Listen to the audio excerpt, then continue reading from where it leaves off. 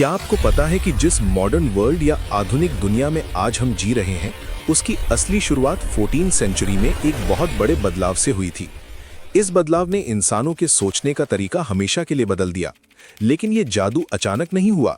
इतिहास में इस दौर को हम रेनेसांस कहते हैं। लेकिन सवाल ये है कि आखिर यूरोप के लोग अचानक नींद से जागे कैसे? स्वागत है विस्पेल पर, और आज हम क्लास 11 हिस्ट्री के चैप्टर 5 चेंजिंग कल्चरल ट्रेडिशंस की हर एक डिटेल को समझेंगे। सबसे पहले हमें यह समझना होगा कि ये बदलाव सिर्फ इटली से ही क्यों शुरू हुआ। जब वेस्टर्न रोम गिर चुका था और पूरा यूरोप फ्यूडलिज्म यानी सामंतवाद में फंसा हुआ था, तब इटली एकदम अलग खड़ा था। वजह थी ट्रेड यानी व्यापार। बाइजेंटीन एम्पायर और इस्लामिक कंट्रीज के बीच व्यापार बढ़ने से इटली के तटीय शहर जैसे वेनिस और जेनोआ फिर से अमीर होने लगे। यहाँ राजाओं या चर्च का नहीं, बल्कि अमीर व्यापारियों और बैंकर्स का राज चलता था। और जब आप आज़ाद होते हैं, तभी आप नया सोच पाते हैं, और यहीं से जन्म हुआ ह्यूमनिज्म का। तो ये ह्यूमनिज्म या मानवतावाद आखिर था क्या? 14वीं सेंचुरी में पाडुआ और बोलोनिया जैसी यूनिवर्सिटीज में कानून की पढ़ाई बहुत जरूरी थी। लेकिन पेट्रार्क जैसे विद्वानों ने कहा कि सिर्फ कानून काफी नहीं है। पेट्रार्क का मानना था कि हमें पुराने रोमन और ग्रीक लेखकों को पढ़ना चाहिए ताकि हम असली लाइफ को समझ सकें। इसी नई सोच को ह्यूमनिज्म कहा गया। ह्यूमनिस्ट्स का कहना था कि इंसान की जिंदगी सिर्फ धर्म और मौत के बाद की दुनिया के लिए नहीं है, बल्कि इस दुनिया में खुश रहना भी हमारा अधिकार है। लेकिन ये नई सोच सिर्फ किताबों तक सीमित नहीं रही, इसने आर्ट को भी पूरी तरह बदल दिया। अगर सोच बदल रही थी तो पेंटिंग पुरानी कैसे रह सकती थी?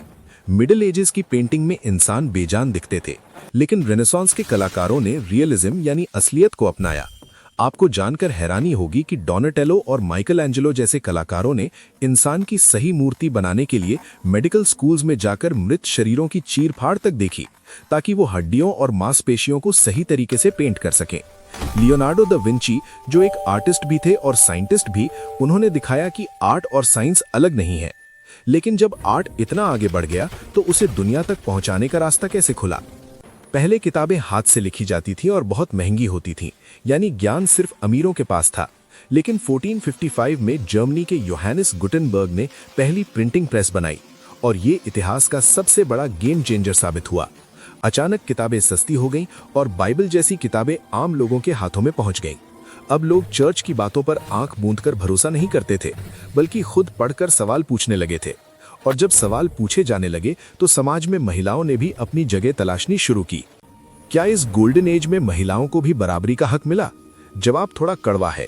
ज्यादातर महिलाओं को अभी भी घर और परिवार तक सीमित रखा गया था, भले ही उनके परिवार कितने भी अमीर क्यों न हो। लेकिन हर नियम के अपवाद होते हैं।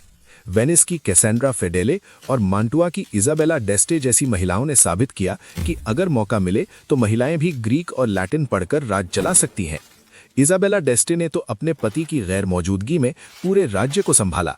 लेकिन समाज के नियमों को चुनौती देना आसान था, असली चुनौती थी धर्म और ब्रह्मांड के नियमों को बदलना।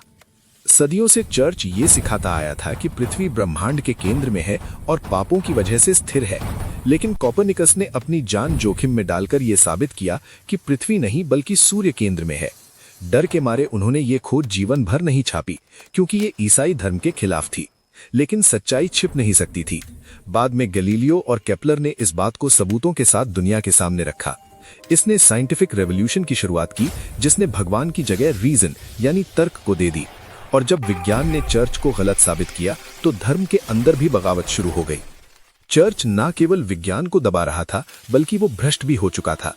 पापों की माफी के लिए इंडल्जेंसेस बेचे जा रहे थे। इसके खिलाफ जर्मनी के एक भिक्षु मार्टिन लूथर ने आवाज उठाई और प्रोटेस्टेंट रेफॉर्मेशन की शुरुआत की। उन्होंने कहा कि भगवान से जुड़ने के लिए किसी पादरी की जरूरत नहीं है, इंसान को सिर्फ फेथ यानी विश्वास चाहिए। इस आंदोलन ने यूरोप को दो हिस्सों में बांट दिया, कैथोलिक और प्रोटेस्टेंट, और यहीं से मॉडर्न यूरोप का नक्शा तैयार हुआ। तो 14वीं से 17वीं सदी का यह सफर सिर्फ पुरानी इमारतों या पेंटिंग्स के बारे में नहीं था। यह सफर था इंसान के सब्जेक्ट से इंडिविजुअल बनने का। यही वो दौर था जिसने हमें सिखाया कि सवाल पूछना गलत नहीं है और इंसान अपनी किस्मत खुद लिख सकता है। अगर आपको ये चैप्टर एकदम क्लियर हो गया है तो विस्पेल को सब्सक्राइब करें ताकि अगला चैप्टर मिस ना हो। Thanks for watching.